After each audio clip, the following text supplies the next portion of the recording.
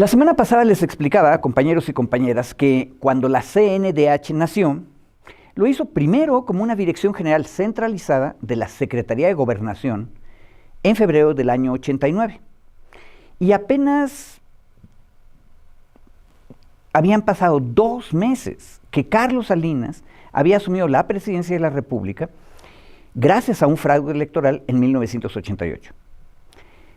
1 año y 2 meses después, junio de 1989, esa Dirección General Centralizada de SEGO recibe un poco más de autonomía y Salinas emite un decreto por el que se constituye la CNDH como órgano desconcentrado, pero dentro de Gobernación.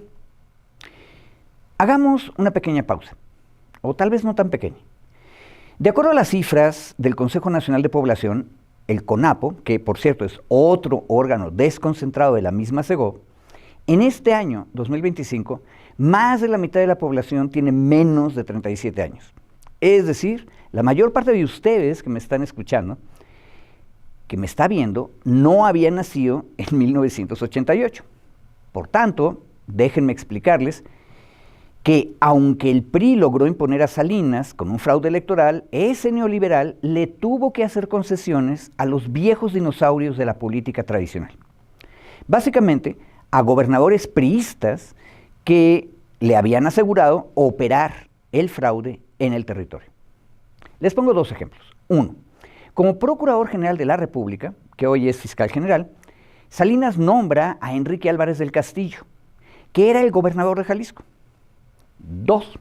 Como Secretario de Gobernación pone a Fernando Gutiérrez Barrios, que era gobernador de Veracruz. Ambos personajes tenían una reputación oscura. Al jalisciense se le ligaba al crimen organizado y al veracruzano con la infame Dirección Federal de Seguridad.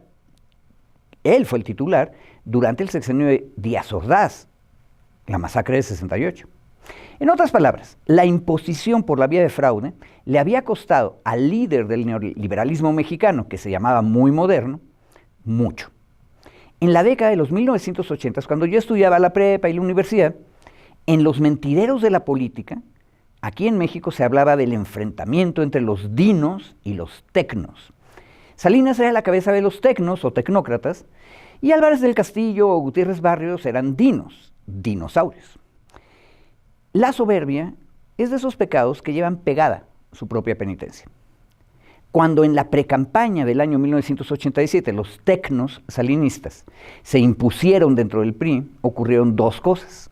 Una, que el ala izquierda del viejo Partido de Estado, encabezada por Cuauhtémoc Cárdenas, se separó e hizo su propia campaña presidencial, a la que después finalmente se une el viejo Partido Comunista, que en ese momento estaba reencarnado como Partido Mexicano Socialista. La otra cosa que ocurrió es que los dinos o dinosaurios que estaban a cargo de las gobernaturas caminaron durante la campaña con pies de plomo, lentamente, rejegos, esperando la oportunidad para demostrarle a los jóvenes tecnos que el PRI necesitaba de sus viejas mañas para poder ganar. La realidad política le dio la razón a los dinos. El ascenso popular de Berto Castillo por el PMS y de Cárdenas con el Frente Democrático Nacional demostró que la elección iba a ser atípica, es decir, que se podía perder. Y aparte, las clases medias burguesas tenían su propio candidato, y bueno, Manuel J. Cloutier Maquío. Cuando Berto Castillo, que era el candidato del PMS, declina finalmente su candidatura a favor de Cárdenas, fue el acabose. Ya nadie se acuerda, pero Cloutier mismo desde la derecha apoyó a Cárdenas como ganador y formó un gobierno legítimo en contra del fraude. La oleada cardenista debió ser detenida por los dinos, estado por estado. Y Salinas tuvo que pagarles, dándoles poderosas dependencias, ni más ni menos que la PGR y la Segov. El fundador de la CNDH era Jorge Carpizo MacGregor, quien había sido rector de la UNAM entre el 84 y el 88 y era más bien un tecno, aunque un poco más grande, en edad. Al inicio de la administración de Salinas, en abril del 89, el presidente Espurio lo nombró o lo nominó como ministro de la Suprema Corte de Justicia de la Nación. Pero es muy probable que Carpizo no haya trabajado mucho los asuntos de la Corte, sino que empezara a trabajar con su experiencia y su conocimiento para formar la CNDH. Un año y 2 meses después, cuando Salinas convierte la Dirección General de Derechos Humanos en un órgano desconcentrado, nombra al ministro Carpizo como presidente de la CNDH. Me detuve en este largo contexto político y de enfrentamiento de grupos para que ustedes puedan comprender lo importante que era tener adentro de la CNDH un consejo consultivo formado por representantes de la sociedad civil. Ese consejo le iba a servir de contrapeso al presidente de la CNDH en varios frentes. En el frente interior, el consejo iba a fortalecer a Carpizo contra su jefe nominal, el secretario de Gobernación, Gutiérrez Barrios. Carpizo, nombrado directamente por el presidente, era el que le proponía al presidente quiénes iban a estar en el consejo.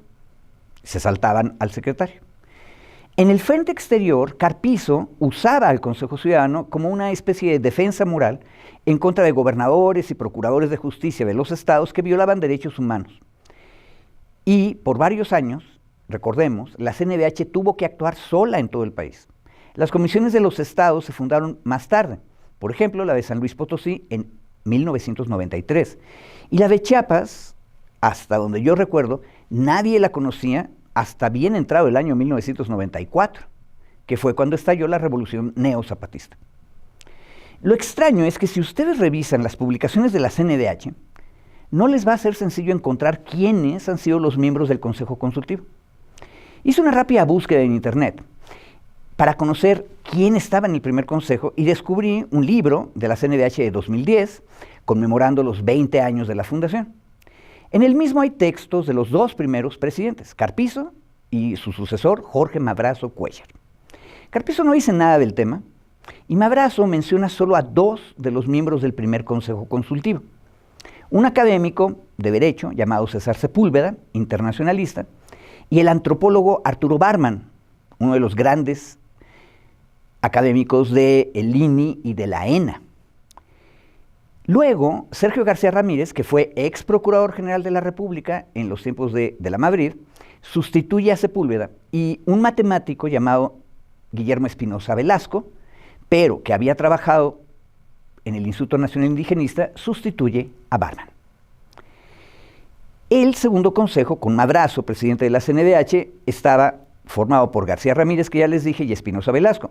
Y aparte, Carlos Fuentes, el periodista Carlos Payán, que era el director de La Jornada, Carlos Escandón, el antropólogo Rodolfo Stavenhagen, del Colmex, Javier Gil Castañeda, Juan Casillas García de León, Clementina Díaz y de Obando, una política periodista muy reconocida, y Héctor Aguilar Camín, que era el director del grupo Nexos. En principio, una representación más o menos equilibrada de las posiciones intelectuales aceptables para la élite gubernamental. La presencia de Barman o de Espinosa Velasco, de Payán o de Stavenhagen, que desde siempre habían estado ligados de alguna forma a la izquierda, o al menos a la burocracia indigenista, legitimaban al cuerpo colegiado como representativo. Y esto era indispensable, por ejemplo, cuando la CNDH de Carpizo y Madrazo tuvo que lidiar con gobernadores caciques violentos, como el chiapaneco Patrocinio González Garrido, el tío incómodo de Salinas de Gortari, que gobernó también desde el 88 hasta el 94.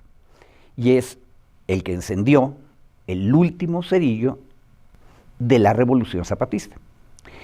Aquí debo contarles una anécdota que me transmitió en el año 94 el canciller de la Diócesis Católica de San Cristóbal de las Casas, David Méndez. David era un hermano marista comprometido con el pueblo pobre, y él había trabajado por años, décadas en las comunidades tojolabales, desde abajo.